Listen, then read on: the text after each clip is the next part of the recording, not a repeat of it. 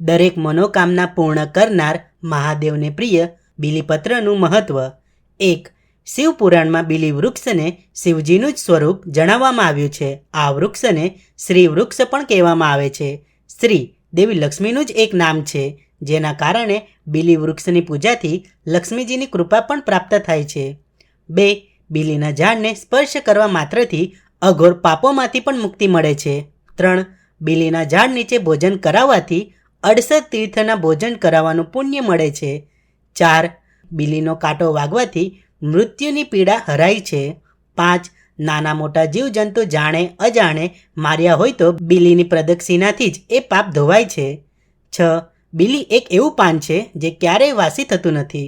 ભગવાન શિવની પૂજામાં વિશેષ રીતે ઉપયોગમાં લેવાતા આ પવિત્ર પાન વિશે શાસ્ત્રમાં કહેવામાં આવ્યું છે કે જો નવું બીલીપત્ર ઉપલબ્ધ ન હોય તો કોઈ અન્ય વ્યક્તિ દ્વારા ચડાવવામાં આવેલ બીલીપત્રને પણ ઘણી વખત ધોઈને પૂજામાં ઉપયોગમાં લઈ શકાય છે. 7. બીલીની સેવા કરવાથી શ્રી લક્ષ્મીની પ્રાપ્તિ થાય છે.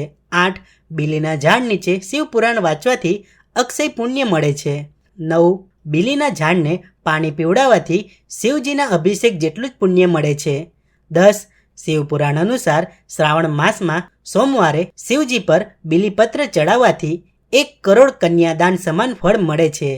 11. બીલીના ઝાડની નીચે જે ઓમ નમઃ શિવાય મહામંત્રની માળા કરે છે તો જેટલા બીલીના પાન છે તેટલા પાન મહાદેવને ચઢાયા હોય એટલું પુણ્ય મળે છે.